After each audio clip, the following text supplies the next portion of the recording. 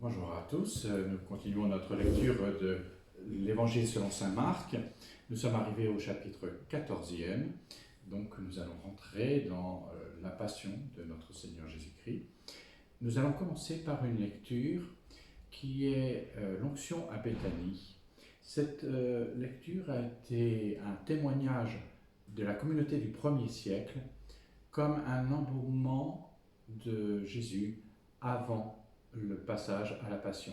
Mais dans l'évangile, dans les évangiles synoptiques, cette onction à Béthanie a pris une ampleur extrêmement importante. Ici, chez saint Marc, tout particulièrement parce que c'est l'onction à Béthanie qui ouvre la passion de notre Seigneur Jésus-Christ. Je vous en fais la lecture. Jésus était à Béthanie, dans la maison de Simon le lépreux, et pendant qu'il était à table, une femme vint avec un flacon d'albâtre contenant un parfum de nard, pur et très coûteux. Elle brisa le flacon d'albâtre et lui versa le parfum sur la tête. Quelques-uns se disaient entre eux avec indignation: « À quoi bon perdre ainsi ce parfum ?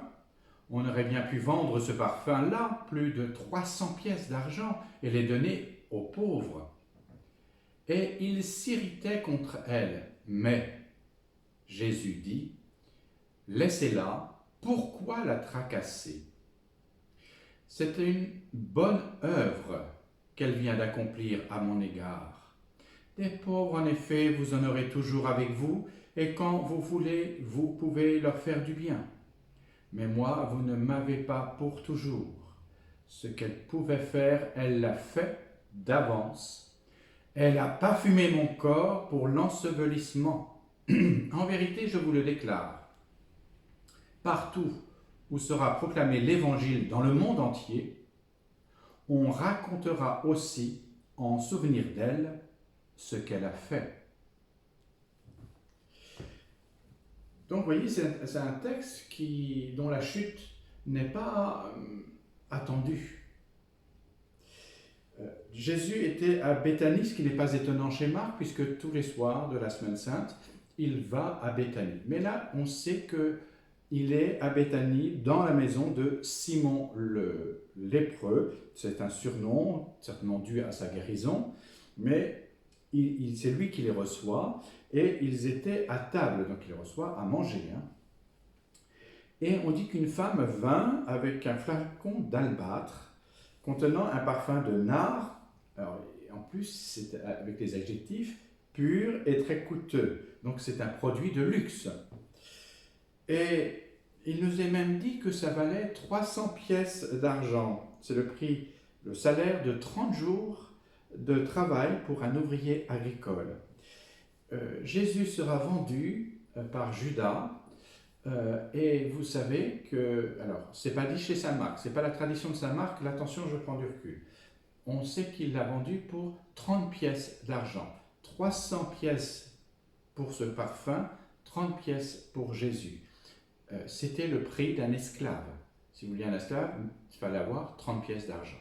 Et Judas va le vendre comme un esclave.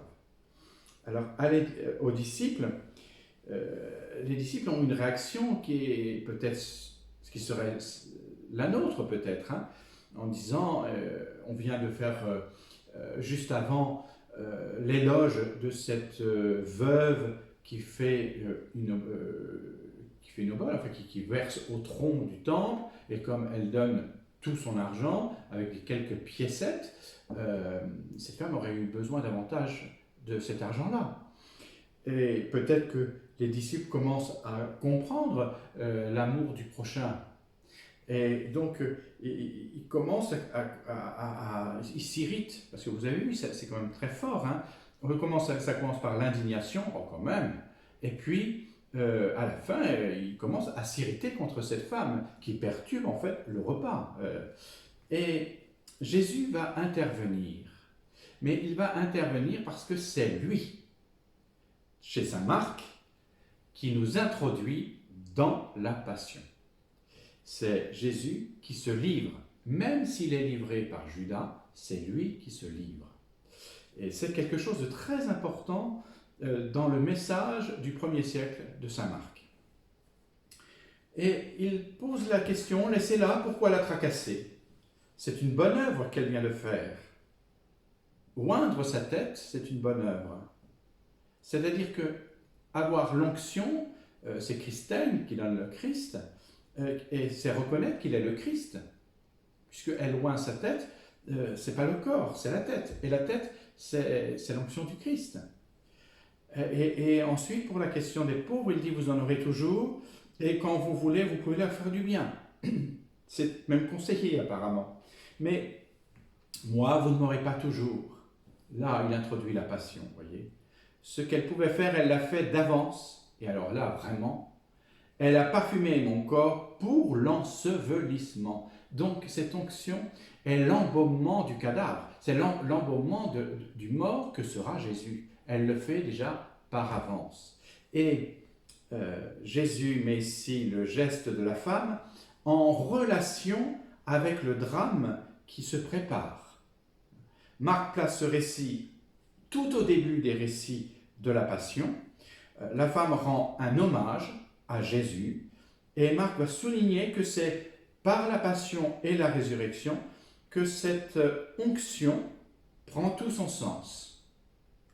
En vérité, c'est le verset 9, en vérité, je vous le déclare, partout où sera proclamé l'Évangile, dans le monde entier, donc cet Évangile est fait pour le monde entier, on racontera aussi en souvenir d'elle ce qu'elle a fait.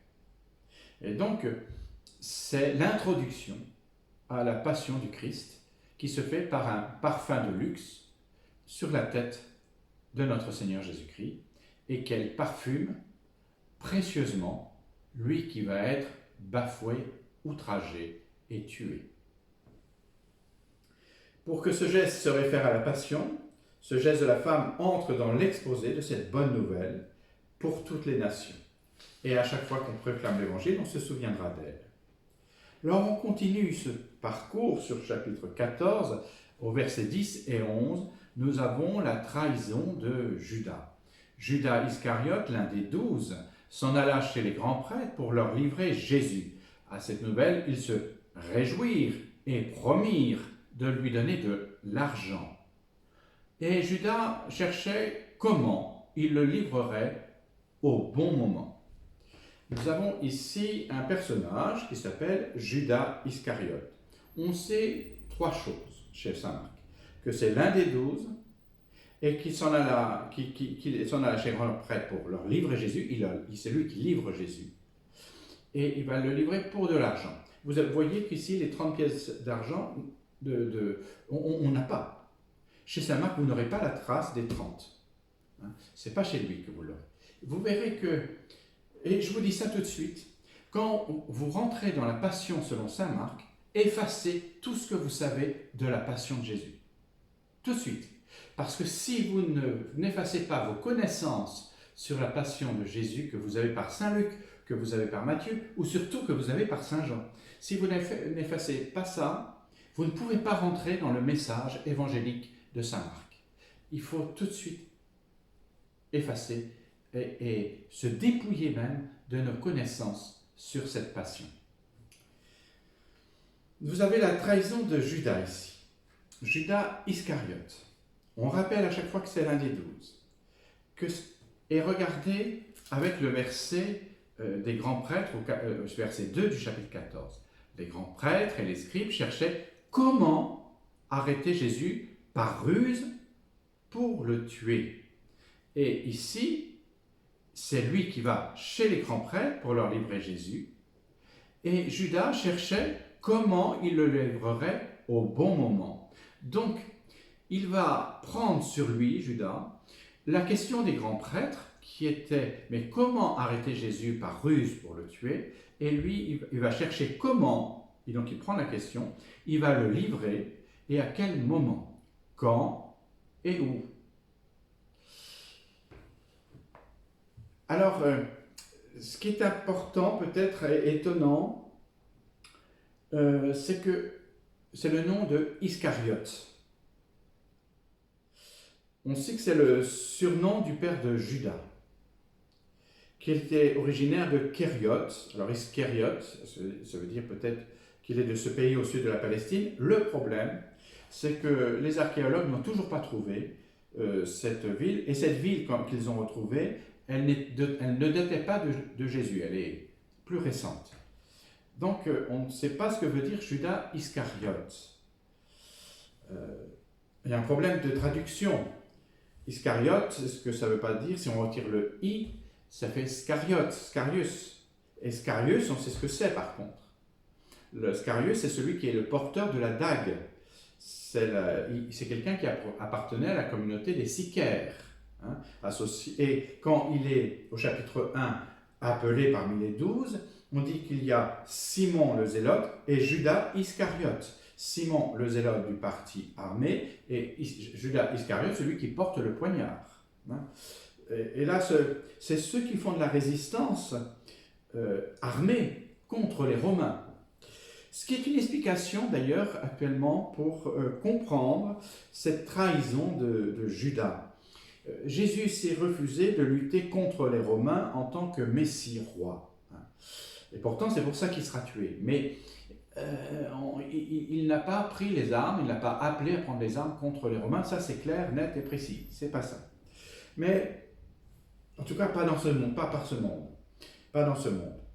Judas veut, lui, peut-être forcer la position. Après tout, il a réanimé des gens qui étaient morts. Il a guéri des gens qu'on n'arrivait pas à guérir. Il a une puissance en lui que les autres n'ont pas. Donc, si on le pousse au point de le mettre dans la situation face aux grands prêtres et aux Romains, il faudra bien que là, il se situe. Vous comprenez? Donc, il va essayer de le forcer à prendre position. C'est une des explications actuelles sur différentes thèses sur le pourquoi du geste de Judas Iscariote.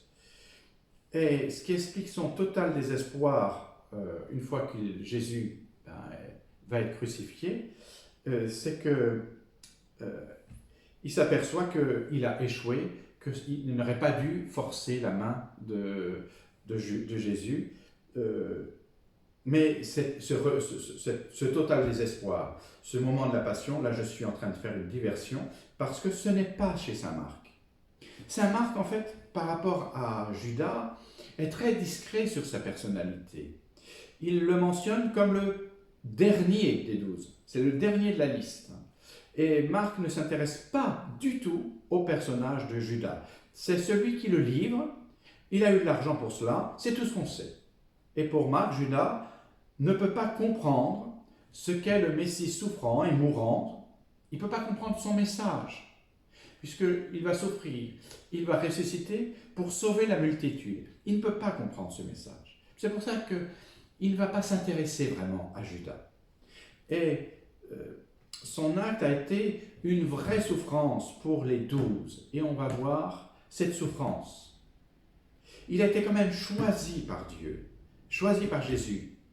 Il l'a trahir un homme qui vous a choisi et le trahir à ce point, c'est vraiment l'endurcissement du cœur à outrance. Et Judas ne lâchera rien. Judas ne va rien lâcher dans son combat contre les Romains. Il n'a qu'une seule obsession. Comment et quand livrer Jésus au grand prêtre pour aboutir à ce combat contre les Romains. Et dans Marc, la rencontre de Judas et des grands prêtres va clôturer totalement l'affrontement de Jésus aux autorités religieuses. Et à partir de cet instant, tous les débats, quels qu'ils soient, sont clôturés. C'est la clôture de toutes les controverses, de toutes les discussions, tout est clos.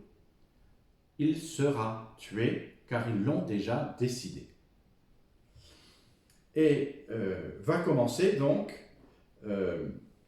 après cette trahison, les préparatifs du repas pascal qui se font en deux temps. Il y a le repas pascal et il y a les préparatifs. Alors, il y a les préparatifs, il y a l'annonce de la trahison et il y a l'institution de l'Eucharistie. Donc, vous voyez, il y a 3 épisodes. Ces préparatifs du repas pascal, Marc connaît bien tout.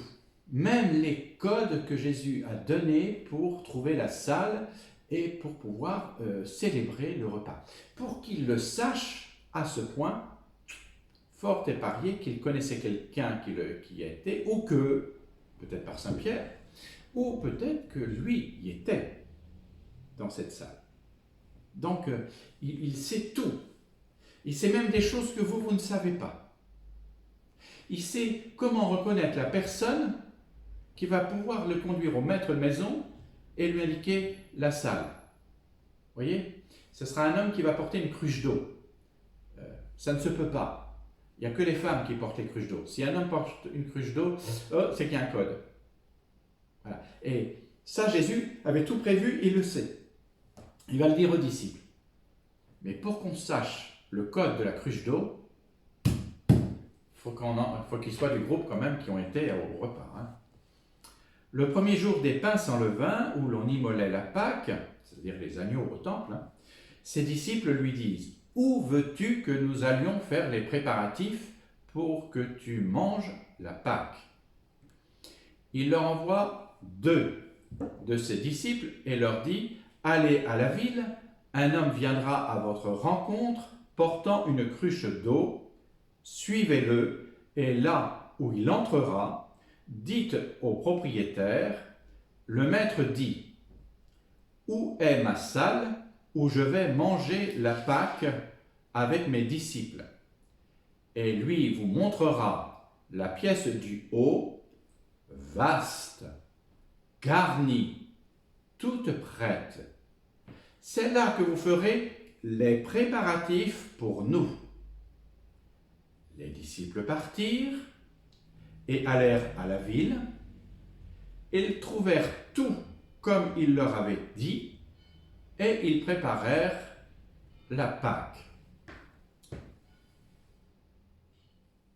Donc, c'est le premier jour des pains et sans levain, où l'on immolait la Pâque. C'est le jour où on commence à immoler les agneaux, Pascal, et c'est le jour où on écarte des maisons tous les levains, toutes les levures, hein, les levains, tout ça, ça part. Et la fête durait 8 jours, en incluant le 14 du mois de Nisan, le 14 du mois de printemps, c'est-à-dire le moment où la lune va apparaître, la lune de printemps. Donc c'est les premiers jours, on fête l'ouverture du printemps. Et le pain sans levain et l'immolation de l'agneau, ça date, eh bien, c'est très antique, hein, c'est du temps de Moïse, c'est la libération du peuple de l'esclavage pour aller vers le désert, pour aller vers la terre promise. Et voyez-vous, la question qui est posée par les disciples, qui est ici, c'est tous les disciples qui disent à Jésus, « Où veux-tu que nous allions faire les préparatifs pour que tu manges à la Pâque ?» Ça, c'est une question qu'on pose au patriarche de la famille. C'est lui qui donne le point de départ pour la préparation. Eh bien, s'il dit ça, si la question s'adresse à Jésus, c'est que Jésus est le patriarche des 12, en tout cas de toute la famille. Selon la tradition pascale, c'est lui le patriarche de la famille. Donc s'il y a des membres de sa famille, ils le reconnaissent aussi comme le patriarche, celui qui a l'autorité, l'autoritas. Alors vous savez que la Pâque ne pouvait pas être célébrée à Béthanie, ni au Mont des Oliviers, elle ne pouvait être célébrée que dans Jérusalem. Quand on réfléchit un peu, dans Jérusalem, il y avait 3 quartiers. Il y avait le quartier de la plèbe, comme on dit, où là, les soldats habitent, pas les soldats du temple habitent, et donc il y a aussi toute la recherche de Jésus. Jésus est recherché pour être tué. Hein, donc, s'ils sont là avec les disciples, ça va évidemment en faire venir beaucoup de monde, il y aura un attroupement, et on va le découvrir. Donc ça ne peut pas être dans ce quartier-là. Dans le quartier des Romains, ça ne se peut pas non plus, parce que lorsqu'on fait le repas pascal, on chante, il y a le tambourin, enfin c'est comme lorsqu'on fait la noce chez nous, hein, donc ça s'entend. Hein. Donc ça ne peut pas être dans ce quartier-là. Et puis il y a un autre quartier qui est le quartier des grands prêtres. Et là, dans le quartier des grands prêtres, forcément, dans chaque palais, on célèbre la Pâque, ça c'est évident. Eh bien, le cénacle est dans la vieille ville de David, à l'endroit des grands prêtres, où il y a les grands prêtres. Ça, c'est une chose qui est certaine. Et voyez-vous, Jésus envoie 2 par 2 et toujours en mission pour une action. Et là encore, on peut le noter, il envoie 2 disciples pour savoir où la célébration aura lieu. Donc il répond à la question. Et il leur transmet ce code que, comme je vous ai dit, de la cruche d'eau qu'un homme va porter. Et il sait que c'est dans une salle qui sera en haut. Donc il connaît les lieux. Et il vous montrera la pièce du haut, vaste, garnie, toute prête. Quand vous entendez garnie, ça veut dire jonchée de tapis. Donc tout sera prêt pour mettre les choses en place. Alors les 2 disciples partent pour faire cette opération. Ils vont à la ville et ils trouvent tout comme il leur avait dit. Donc c'est un disciple, quand il est envoyé en mission, il ne faut pas s'inquiéter, Jésus a déjà préparé et on n'a qu'à faire tout comme il nous a dit de faire. Voilà ce que ça sous-entend. Et là, ils ont préparé la Pâque. Ça veut dire bien préparer les oblations. On va se laver les mains, les pieds, on va se laver. Il faut tout ce qu'il faut pour les repas, il faut faire les courses. Donc il faut l'agneau, il faut le pain sans levain, il faut les sauces, il faut tout. Et puis il faudra aussi de l'éclairage. Il faut toute la logistique, en fait, pour faire cette Pâque. Il faut les grands plats, parce qu'on n'est pas servi à l'assiette. On va tremper son pain dans la sauce et prendre l'agneau en prenant à la main dans le plat. Donc, ils préparent la Pâque, et préparer la Pâque, pour eux, c'est préparer le soir, où c'est le dernier repas qu'on mange à la hâte, avant au matin de quitter, pour partir ensuite de l'Égypte, en sachant qu'il faut manger à la hâte. Alors, nous allons voir maintenant la deuxième section, qui est l'annonce de la trahison. Le soir venu, il arrive avec les 12. Pendant qu'ils étaient à table et mangeaient, Jésus dit, « En vérité, je vous le déclare, l'un de vous va me livrer, un qui mange avec moi. » Pris de tristesse, ils se mirent à lui dire, l'un après l'autre, « Serait-ce moi ?» Il leur dit, « C'est l'un des 12 qui plonge la main avec moi dans le plat. Car le Fils de l'homme s'en va selon ce qui est écrit de lui, mais malheureux l'homme par qui le Fils de l'homme est livré, il vaudrait mieux pour lui qu'il ne soit pas né, cet homme-là. » Alors, Jésus annonce, il va plomber la soirée, Jésus annonce qu'un des 12, un de ceux qui partagent le repas, va le trahir. Et vous voyez que pour Marc, tout est minutieusement bien préparé. Le soir venu, donc au moment où apparaissent les premières étoiles, au moment où commence la fête, un qui mange avec moi, c'est la citation du psaume 40, verset 10. « Même l'ami qui avait ma confiance et partageait mon pain m'a frappé du talon. » Bien, les 11, si je supprime Judas, déjà, les 11 sont tristes. Ils sont choqués. Et tout gênés, ils vont oser demander, « Serait-ce moi ?» les uns après les autres. Vous voyez que cette trahison est une tristesse pour tous les apôtres. Et la réponse, c'est l'un des 12 qui va plonger la main avec moi dans le plat. Chaque convive prenait dans le plat, et c'est l'un des 12 qui va prendre. Mais que dit Jésus? Eh bien, comme le figuier a été maudit, Judas va être maudit. Bien sûr, il est maudit parce que le Fils de l'homme s'en va selon ce qui est écrit de lui, nous dit le texte. C'est le serviteur souffrant d'Isaïe, c'est le chapitre 53 que je vous ai lu dernièrement. Et si vous ne l'avez pas lu, lisez l'ensemble du chapitre 53 d'Isaïe. Comme pour le figuier, il va le maudire. Mais malheureux, l'homme par qui le Fils de l'homme est livré. Il vaudrait mieux pour lui qu'il ne soit pas né, cet homme-là. Et quand vous entendez cela, que vous avez le projet de trahir votre maître, et que votre maître vous dit que celui qui va faire ça va être maudit, la première des choses à faire, c'est de faire « oups ». Il faudrait peut-être que je me ressaisisse. Rien n'oblige Judas à le trahir. Sauf s'il a un endurcissement du cœur au point de ne plus rien entendre et de ne plus rien comprendre de l'enseignement de Jésus. Parce que Judas a entendu cette parole. Et il va passer outre. Il ne va pas en tenir compte. Alors que la parole était vraie et explicite. Il ne tiendra pas compte de cette malédiction. Voyons l'institution. Pendant le repas, il prit du pain et après avoir prononcé la bénédiction, il le rompit et le leur donna et dit : Prenez, ceci est mon corps.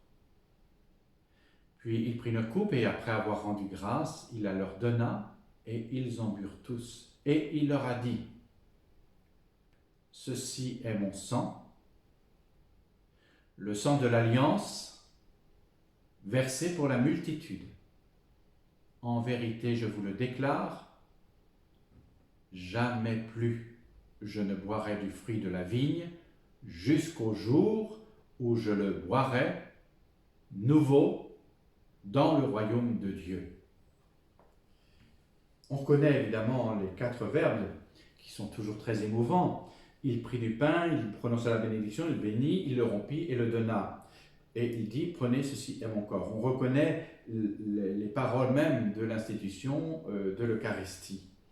Et il prit une coupe, après avoir rendu grâce, il la leur donna, et ils en burent tous, et il leur dit : Ceci est mon sang, le sang de l'alliance, versé pour la multitude. Nous avons là la trace du 1er siècle, une des plus anciennes.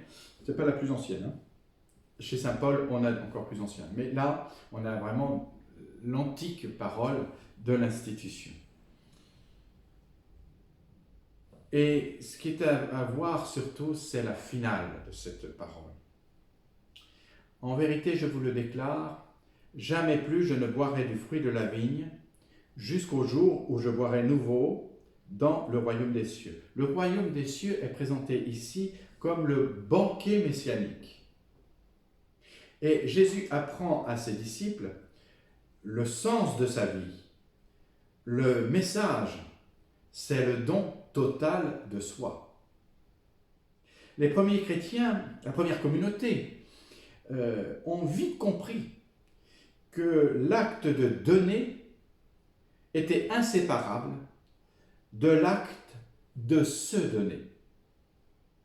Et ce repas a été lié tout de suite au sacrifice de Jésus sur la croix. Jésus sacrifie sa vie. Il se donne. Il verse son sang. Il répand son sang pour une alliance entre Dieu et la multitude, Dieu et son peuple. Il y a là quelque chose de très grand que la passion du Seigneur va ne cesser de développer. Mais le récit de l'institution, manger la Pâque, c'est instituer l'Eucharistie. On fait mémoire de l'ancienne alliance, mais lui nous dit de faire cela en mémoire de lui. C'est la nouvelle alliance, indélébile, éternelle, comme le Christ est éternel. Nous avons ensuite l'annonce du reniement de Pierre. On avait l'annonce de la trahison de Judas, l'institution de l'Eucharistie, et l'annonce du reniement de Pierre. Pourquoi la soirée est un peu particulière, hein. Ce qui est beau, c'est qu'il y était le Marc, il a vécu tellement de fois la Pâque, le repas de Pâques, qu'il nous le fait goûter. après avoir chanté les psaumes. Oui, parce que le repas se terminait toujours par le chant des psaumes 115, 116, 117 et 118. Et le 118, comme il est très long, on le prenait à partir de la lettre Allel, parce qu'on commençait ces psaumes par une acclamation que vous connaissez, qui est Alléluia. L'Alléluia, ça veut dire Alléluia de Yahvé, hein, louer le nom du Seigneur. Louer le Seigneur. Donc, après avoir chanté les psaumes, c'est-à-dire après avoir rendu grâce. Hein. Donc l'action de grâce, c'est quelque chose qui est, après la communion, on pourrait dire chez nous, il y a toujours l'action de grâce. Si on n'est pas dans l'ingratitude et que on ne va pas communier sans prendre le temps de se recevoir de Dieu, on prend le temps du silence et de l'action de grâce. Il ne suffit pas de communier, il s'agit de communier en consommant le corps du Christ et ensuite de goûter, de ne faire qu'un avec lui dans l'action de grâce. Il n'est pas question de demander, il est question d'être avec lui et d'être dans la gratitude et non pas l'ingratitude, dans la gratitude, l'action de grâce. On annonce le reniement de Pierre. Alors ils sortirent pour aller au mont des Oliviers. Alors là, on voit ça très bien quand on va, ils descendent les escaliers. Les escaliers actuels datent de cette époque, hein, donc on peut voir les escaliers, on peut marcher sur les mêmes marches. On passe la vallée du Cédron que rigole, hein, et puis on est tout de suite au mont des Oliviers et tout de suite dans une grotte qui était là à Gethsémani. Alors Gethsémani, je reviendrai tout à l'heure. Alors ils sortirent pour aller au mont des Oliviers et Jésus leur dit: tous vous allez tomber, car il est écrit, je frapperai le berger, les brebis seront dispersées. Mais une fois ressuscité, je vous précéderai en Galilée.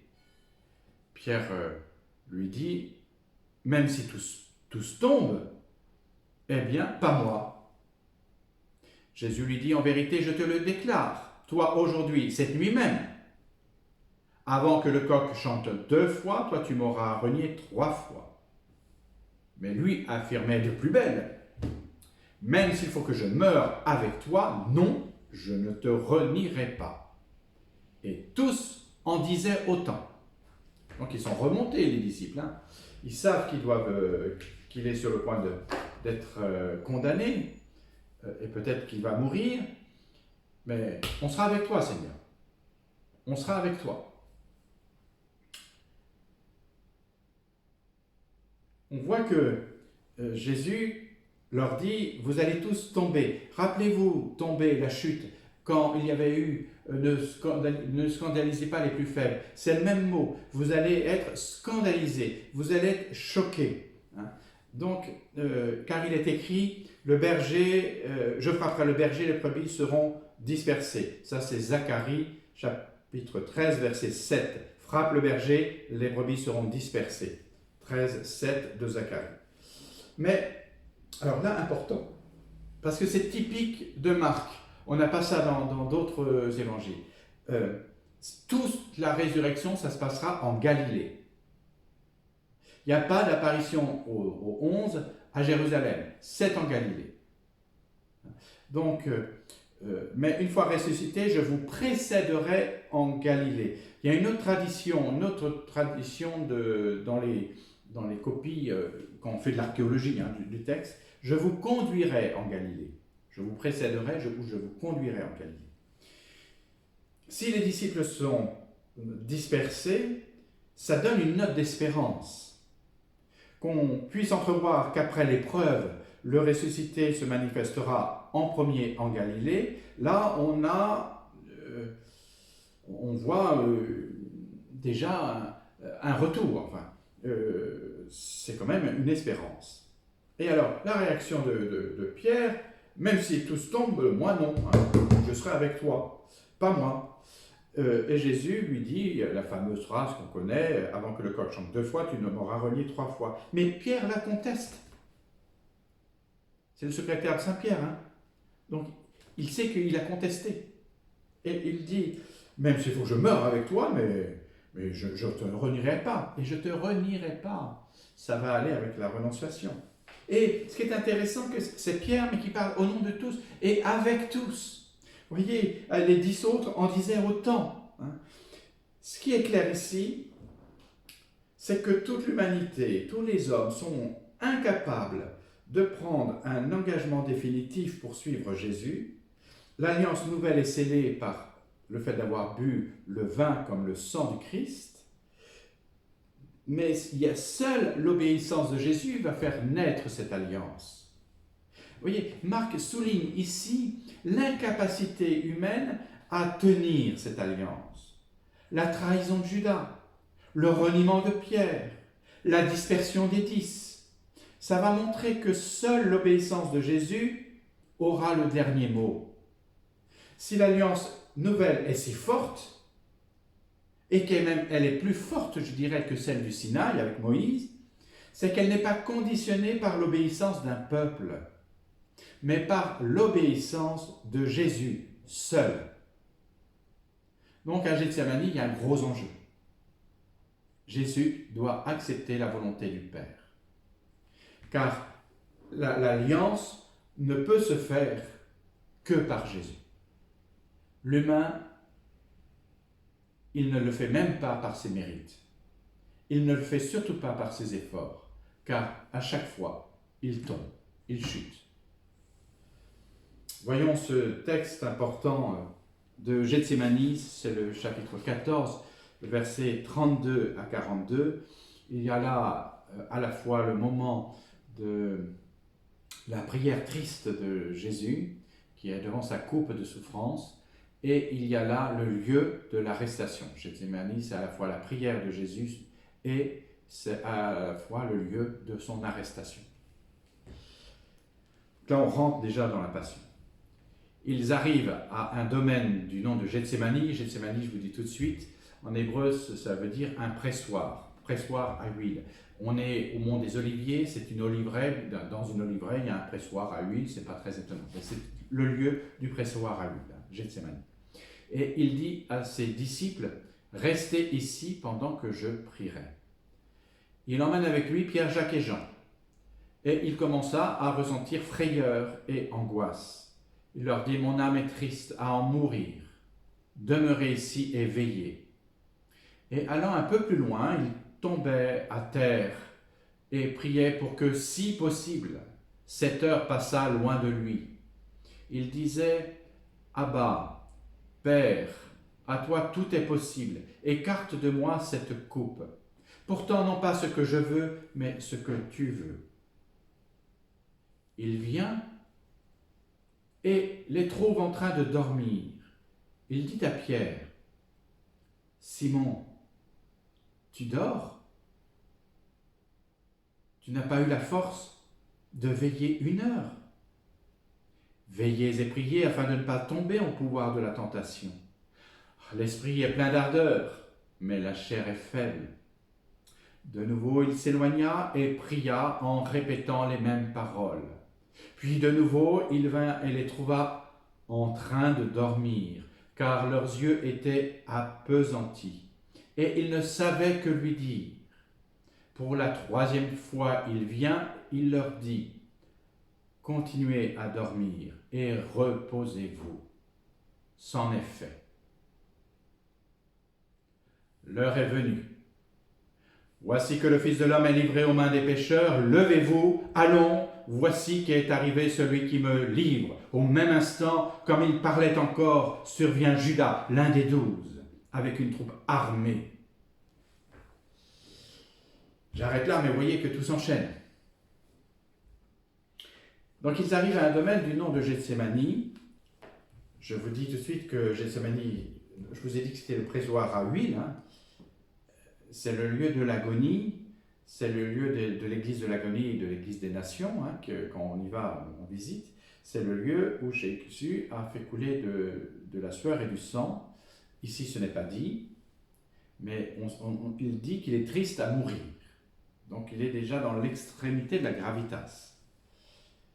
Et ce lieu Dans une autre tradition de l'Évangile, ici on ne le dit pas puisque Jésus est à Béthanie tous les soirs, sauf ce soir-là, c'est un lieu où Jésus aimait bivouaquer avec ses disciples. Donc ils sont sur un terrain connu, dans l'histoire. Mais ici, on n'a pas cette tradition. Chez Marc, il n'y a pas la trace de ce bivouac ordinaire. Chez Saint Jean plus. Chez Marc, on a cette tradition qui l'emmène avec lui, toujours les trois, Pierre, Jacques et Jean, ses témoins privilégiés. On l'avait déjà eu à la réanimation de la fille de Jaïros en chapitre 5, verset 37. On l'avait eu au chapitre 9 à la transfiguration. On l'avait eu aussi lorsque Jacques et Jean et Pierre ensuite voulaient boire la même coupe que lui et être baptisés du même baptême que lui. Et là, à Gethsémani, il emmène Pierre, Jacques et Jean un peu plus loin. On dit qu'il commence à ressentir frayeur et angoisse, et Jésus est effrayé devant un événement qui est surtout qui va survenir et sur lequel il n'a pas de prise directe. Il sera emmené. Il peut donner du sens à cet événement, mais il est dépourvu devant l'extrémité de sa vie. Et c'est les conséquences de ses prises de position, de ses actes. Mon âme est triste à mourir, demeurez ici et veillez. C'est l'heure, la grande heure de la tentation. Il voudrait fuir, il voudrait ne pas obéir.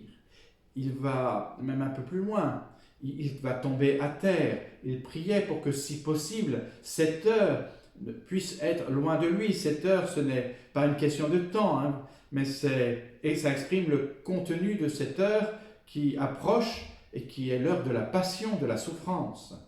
Et il dit, Papa, Abba, à toi tout est possible, écarte de moi cette coupe. Puis il se ressaisit et il s'abandonne. Pourtant, non pas ce que je veux, mais ce que tu veux, il remet sa confiance et son obéissance aux mains du Père en disant que ta volonté soit faite. C'est ici, voyez-vous, que l'on peut découvrir chez Marc l'expression sublime, je dis bien sublime, de la divinité dans cet homme singulier qu'est Jésus. Jésus assume toute la vérité de sa condition d'homme, jusque dans l'angoisse et la peur. Ce qui est divin, c'est que pourtant, alors qu'il est dans l'angoisse et la peur, il ne refuse pas d'accomplir la volonté de Dieu qu'il appelle Abba, c'est-à-dire très intime, Papa. Il a besoin humainement d'un appui. Alors il va voir les trois, Pierre, Jacques et Jean. Jacques et Jean sont ses deux cousins. Et à chaque fois, il les trouve endormis, par 3 fois. Il dira, veillez et priez afin de ne pas tomber au pouvoir de la tentation. L'esprit est ardent, mais la chair est faible. Et voyez-vous, ce qui est très très émouvant, c'est que Jésus appelle Pierre, mais quand il lui parle, il ne lui dit pas Pierre. Ce n'est pas la fonction qu'il appelle. C'est l'homme, c'est le copain, c'est Simon. Simon, voyez à quel point la relation est intime entre Jésus et Simon. En train de dormir, il dit à Pierre, Simon, tu dors? Tu n'as pas eu la force de veiller 1 heure? Vous voyez, ils sont très liés tous les deux. Et Jésus va appeler Simon, et dans ce moment tragique, Jésus va découvrir de plus en plus qu'il est seul au milieu de ses disciples. Il est beau les réveiller 3 fois, les disciples ne savaient que lui dire. On l'a vu aussi à la transfiguration, ils ne savaient pas que dire, car ils étaient saisis de crainte à la transfiguration. Et la 3e fois, Jésus va les laisser dormir, et il dit, reposez-vous, ça y est, tout est joué, c'en est fait. Puis d'un seul coup, le ton change. Le danger arrive. Judas vient. Donc, l'heure est venue, voici que le Fils de l'homme est livré aux mains des pécheurs, donc des traîtres et des sadiques. Levez-vous, allons, voici qu'est arrivé celui qui me livre. C'est l'alerte là, alerte générale, hein. Ils arrivent, levez-vous, allons. Et à l'instant, Judas survient. Comme il parlait encore, survient Judas, l'un des 12, avec une troupe armée d'épées et de bâtons qui venait de la part des grands prêtres, des scribes et des anciens. Celui qui le livrait avait convenu avec eux un signal. Celui à qui je donnerai un baiser, avait-il dit, c'est lui. Arrêtez-le et emmenez-le sous bonne garde. Sitôt arrivé, il s'avance vers lui et lui dit, Rabbi, et il lui donna un baiser. Les autres mirent la main sur lui et l'arrêtèrent. L'un de ceux qui étaient là tira l'épée, frappa le serviteur du grand prêtre et lui emporta l'oreille.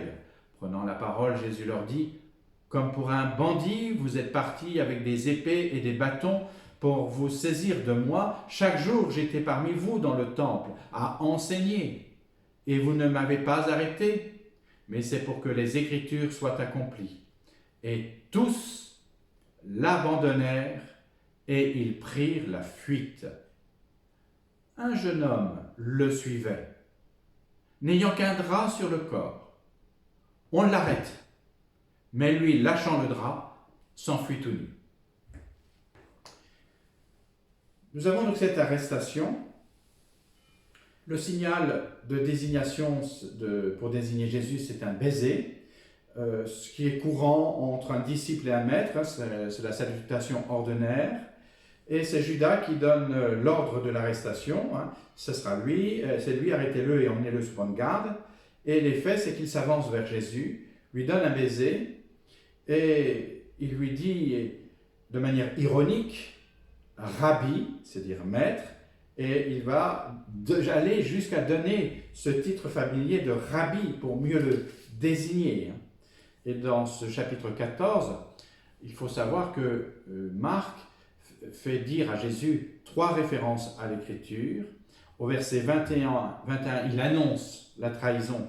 Le Fils de l'homme s'en va comme il est écrit à son sujet. Au verset 27, il annonce le reniement de Pierre. Vous allez tous être exposés à tomber, à chuter, car il est écrit, je frapperai le berger, les brebis seront dispersées, Zacharie 13, 7. Et le verset 48-49, l'arrestation de Jésus, voyez encore, suis-je donc un bandit? Vous ne m'avez pas arrêté, mais il faut que les Écritures s'accomplissent. Pour Marc, Jésus donne ainsi une clé de lecture des événements de la Passion. Ils sont conformes au projet divin. Il déroule les Écritures. Il explique que dans les Écritures, tout ce qui le concerne sur le serviteur souffrant. Vous le trouverez dans l'Écriture, c'est ça qu'il veut dire. Le jardin de Gethsémani est le lieu où Jésus fut arrêté par l'ensemble de ses adversaires, conduit par Judas, et Jésus est prêt à toute éventualité à cause des Écritures, et les disciples désemparés s'enfuient et se dispersent. Jésus est donc seul aux mains de ses ennemis. Il est intéressant de sentir et de voir que c'est au jardin de Gethsémani, car fut dans l'Antiquité à la création, au jardin d'Éden, le serpent, l'adversaire, a causé la perte de l'Adam et de Ève. Et il les a fait quitter ce jardin nus, faibles. Et ils sont partis. Et depuis ce jour, ils souffrent. Le bonheur et le malheur, l'heure du bon et l'heure du mal. Bonne heure, mal heure. Et là, à Gethsémani, voici que le Fils de Dieu est arrêté par l'adversaire. Il va être emmené, et il va lui aussi connaître son heure. Mais de ce malheur, il en fera un bonheur. De la malédiction, il en fera une bénédiction. De la mort, il fera jaillir et rebondir sans cesse la vie. Tout se passe dans un jardin.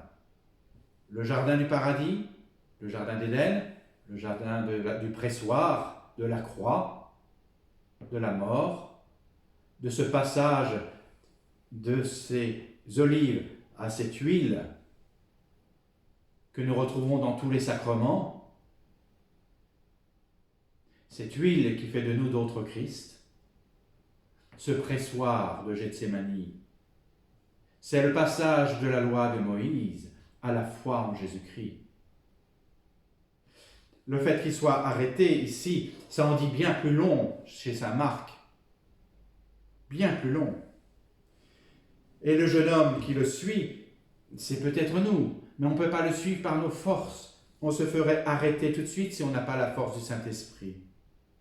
Il faut que Jésus expire pour que nous puissions être inspirés par l'Esprit. Et voyez-vous, il est couvert d'un simple drap. Au tombeau, on trouvera un jeune homme, tout de blanc vêtu du monde divin, qui annoncera la résurrection. Mais ici, il se sauve aussi, parce que on sait bien que c'est certainement un événement autobiographique qui nous dit que saint Marc était là, mais il y a cette idée d'être dépouillé. Et le procès de Jésus doit commencer tout de suite, dans la nuit, avant que la foule des sympathisants, des pèlerins, reviennent et fassent une émeute. Donc, nous avons deux jugements, la nuit au Sanhédrin et le jour devant Pilate. Les deux jugements se termineront par une condamnation à mort, mais chacun donnera une raison différente, pour raison religieuse, pour raison politique. Jésus est amené chez le grand prêtre avec ses bras armés. Il est à noter aussi qu'il y a la trace que l'un de ceux qui étaient là a tiré l'épée et a coupé l'oreille d'un des serviteurs, mais nous n'avons pas ici le signe de la guérison de cette oreille comme on aurait chez Saint Jean. Ici, il a eu l'oreille coupée. Et prenant la parole, il dit la même chose qui est dit dans toutes les traditions. Mais quand j'étais avec vous, parmi vous dans le temple à enseigner, vous ne m'avez pas arrêté, et là vous m'avez arrêté comme un voleur. Mais c'est pour que les Écritures soient accomplies. Ça vous dépasse et ça nous dépasse. C'est le destin de Dieu, c'est tout le système de l'alliance entre Dieu et l'humanité qui est en train de se jouer dans l'obéissance du Fils à son Père. Eh bien, nous allons malheureusement rester là. Demain, vous aurez les deux procès, celui de la nuit et celui du jour, et l'on vivra la passion de Jésus. Mais attention, oubliez tous vos repères, parce que Marc, c'est décapant. Vous l'avez déjà senti avec le jardin de Gethsémani et le jardin d'Éden. Attention, l'adversaire, et vous verrez qu'il y a plein de marques, c'est qu'à le dire, il y a plein de traces qui vont vous ouvrir les yeux de disciples dans ce passage de la passion de notre Seigneur Jésus-Christ. Écoutons-le demain. Merci de votre écoute et à demain.